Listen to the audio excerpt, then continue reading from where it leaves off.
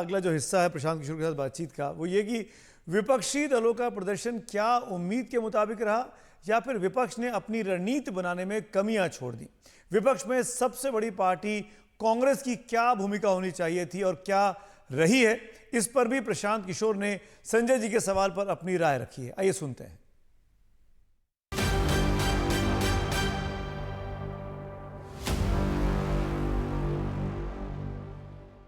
आप बिल्कुल ठीक कह रहे हैं प्रशांत जी, इसीलिए मेरा सवाल था कि विपक्ष को थोड़ा सा और स्पेसिफिक कर दें कांग्रेस की तरफ। और मेरी कोई ऐसी मंशा नहीं है कि हम बिना मतलब का किसी का क्रिटिसिज्म करें, लेकिन ये जो अपॉर्चुनिटी थी थर्ड टाइम इनकम्बेंसी वाली, कांग्रेस इस गेम को अच्छा खेल सकती थी, इंडिया अलायंस अच्छा बन सकता था, जो लॉस्ट अपॉर्चुनिटी का केस मुझे दिखता है। क्या मेरा ये कहना सही है?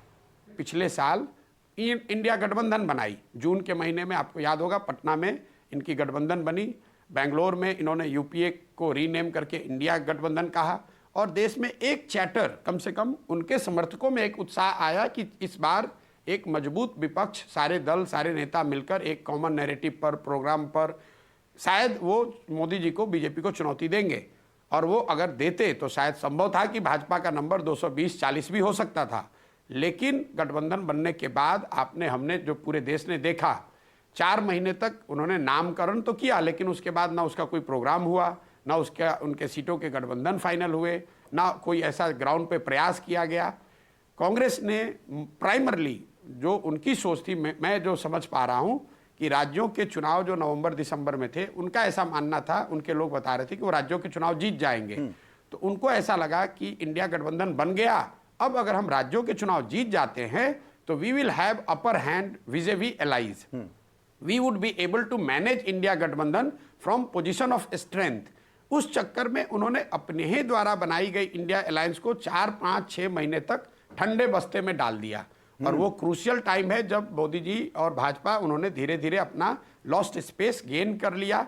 और जनवरी में जब राम मंदिर का जो सेरेमनी हुई, उसके बाद से तो 2 महीने तक करीब करीब विपक्ष ने बिना किसी वजह के एक तरह से हथियार ही डाल दिया कि भैया अब तो कुछ बचा ही नहीं है। जब तक फरवरी में वापस जगे, उनको लगा कि नहीं देश में है विपक्ष, कुछ किया जा सकता है, तब तक शायद बहुत लेट हो चुका था। इस तरह से आप कह सकते हैं कि ये मौका भी उनके हाथ से निकल गया।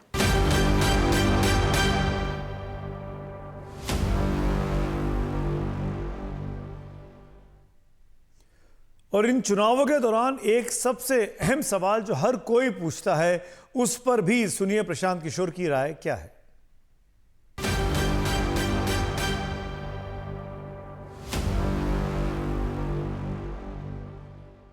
जमीन पर जो पत्रकार जा रहे हैं, लोग क्या कह रहे हैं कि जो लोग नाराज भी हैं, जो लोग डिसअपॉइंटेड भी, वो क्या कह रहे हैं कि लेकिन सामने है कौन। एग्जैक्टली ये जो स्टेटमेंट है एक सामान्य आदमी का कि सामने है कौन, ये दिखाता है आपको किसी प्रशांत किशोर की जरूरत नहीं है। ये सबसे बड़ा वैलिडेशन है या सबसे बड़ा असेसमेंट है। एक लाइन, एक सामान्य आदमी का ये कहना कि मैं बहुत परेशान हूं, गरीब हूं, बेरोजगार हूं, मुझे दिक्कत है, लेकिन सामने है कौन, ये दिखाता है कि विपक्ष अपने तरह से, चाहे उन्होंने जितना भी प्रयास किया हो, जनता को यही दिख रहा है कि विपक्ष की ओर से कोई क्रेडिबल फेस, नैरेटिव या ऑल्टरनेटिव उनके सामने नहीं है।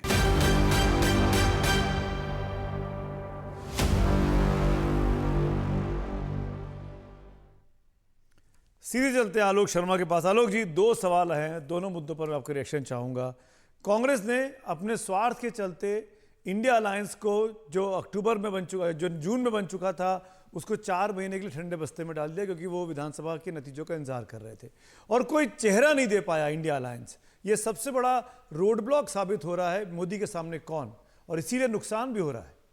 आलोक शर्मा, देखिए, मुझे लगता है अगर चेहरा देने से ही सब कुछ होता तो अडवाणी जी तो उस समय पर मोदी जी से भी ज्यादा बड़े चेहरे थे।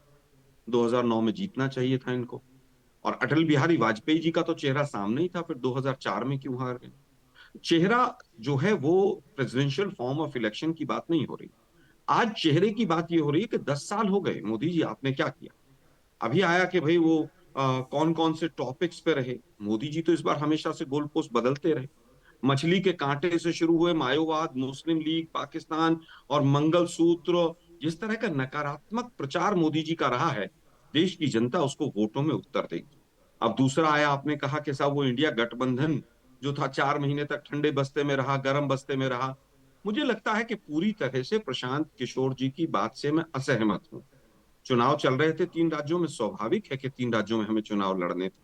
लेकिन अगर सीट शेयरिंग की बात करें तो महाराष्ट्र हो चाहे बिहार हो, जो दो सबसे बड़े राज्य थे, और चाहे उत्तर प्रदेश हो, हमारी सीट शेयरिंग इंडिया गठबंधन की एनडीए गठबंधन से ऑलमोस्ट या तो पैरेलल हुई है या पहले हुई है।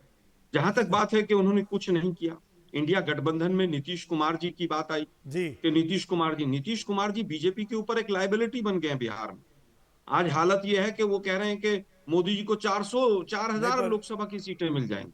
मैं उनकी मानसिक मैं स्थिति जैसी है, उनका ठीक जितना है। गिरगिट की तरह रंग बदलना, वो पूरी तरह शाजिया से बिहार की जनता जवाब दे रही है। शाजिया, क्या आपको भी लगता है कि क्योंकि इंडिया ब्लॉक ने नीतीश कुमार के मन की बात नहीं हो पा रही थी, इसीलिए निकलकर वापस बीजेपी के पास आए और इसी 4 महीने में वो अक्टूबर से जनवरी के बीच में? देखिए, प्रशांत किशोर जी ने कहा है कि क्या स्ट्रैटेजी, क्या एक तरह से क्या किस संकल्प के साथ इंडिया अलायंस आगे बढ़ा है और किस तरह का नेतृत्व, किस तरह की सूरत सीरत है उसकी। तो अगर आप सोचते हैं, अगर एक इंडिया अलायंस एक इंसान होता तो वो कैसा होता, और कोई समझ नहीं पाया वो कैसा इंसान होता। अगर मैं आपसे बताना चाह रही हूँ, आप वोटर के लिए अगर आप उसका अटेंशन कैप्चर करना चाह रहे हैं और चाह रहे हैं उसके दिलो दिमाग पर आप छाएं, तो ऐसा क्या आप कहेंगे कि वो आपकी तरफ आएगा? और आप देखिए कि आपके पास को समझ में नहीं आता है, और दूसरी तरफ वही वोटर है जो देखता है मोदी जी को, जो देखता है भाजपा को, जो देखता है जो चीजें हो रही हैं, जिस तरह से जी, प्रचार हो रहा है, और हर एक चीज को लेकर बड़े स्पष्ट तौर पर ठीक है। पहले क्या एक हुआ एक है, आगे क्या कॉम्प्रिहेंसिव होना है, अभी क्या रिएक्शन ले होना है। लेते हैं। तो मुझे लगता है, नीरजा जी का। नीरजा जी, उसमें काफी क्या कोई सामने ऑल्टरनेट ना होने के कारण ये बहुत बड़ा एडवांटेज रहा बीजेपी के पास कि नरेंद्र मोदी के सामने कोई नहीं है, और कांग्रेस क्या सेल्फ गोल कर गई इंडिया अलायंस में? देखिए, ये बात सही है। मैं इसको नो ऑप्शन इलेक्शन कहूंगी, अगर एक तरह से डिफाइन किया जाए। और आप ये असंतोष था, उसको जाहिर भी किया लोगों ने, लेकिन आक्रोश नहीं था। और भाजपा के पास दो चीजें हैं जो ऑपोजिशन के पास नहीं है। एक तो नेता क्लियर, नरेंद्र मोदी। दूसरा, एक फॉर्मिडेबल ऑर्गेनाइजेशन है, इलेक्शन मशीनरी है, जिसको सेंटिमेंट को वोट में परिवर्तित करना। और वो ऑपोजिशन की साइड नहीं रहा है। लेकिन मैं एक चीज आपको बताऊं, मैं अभी 2 दिन पहले मोहनलालगंज में थी, जो कॉन्स्टिट्यूंसी है सटी हुई लखनऊ के साथ। वहां एक गांव में एक दलित ने मुझे कहा कि कांग्रेस अगर मल्लिकार्जुन खड़गे को अपना कैंडिडेट बनाती तो दलित पूरे देश में इलेक्ट्रीफाई हो जाता। मैंने कहा, पर हम कई लोग मानते हैं कि वो तो साउथ के फिगर है, नॉर्थ में तो कोई जानता भी नहीं। तो एक सरपंच उनके पास बैठा हुआ था, उसने कहा हमने नाम नहीं सुना। लेकिन अगर नाम अनाउंस होता तो बहुत जल्दी ही लोग जान जाते और शायद खेल बदल जाता। अब ये होता बहुत नहीं होता। ये ऑप्शन कांग्रेस ने नहीं एक्सरसाइज किया। उन्होंने कहा हमारी तरफ से प्रधानमंत्री का कैंडिडेट नहीं होगा, सब मिलके डिसाइड करेंगे। अब ये ठीक रणनीति थी नहीं थी, वो देखने लायक चीज होगी। बहुत ही और कई इंटरेस्टिंग जगह कांग्रेस का इंसाइट organization नीरज जी बना ही आपने नहीं दिया था, यूपी कि जैसी अगर जगह। मल्लिकार्जुन खड़गे नॉर्थ में भी पॉपुलर थे, और शायद कांग्रेस की लीडरशिप अगर सुन रही होगी तो शायद उस पर कुछ देश में सोचेगी भी कभी कि ऐसा भी क्यों नहीं कर पाए हम लोग। प्रधानमंत्री नहीं खैर, हुआ। शुक्रिया। मैं वक्त की कमी है, माफ़ी चाहता हूँ। नीरजा जी, शाजिया और आलोक, आप तीनों का बहुत बहुत शुक्रिया, धन्यवाद जुड़ने के लिए।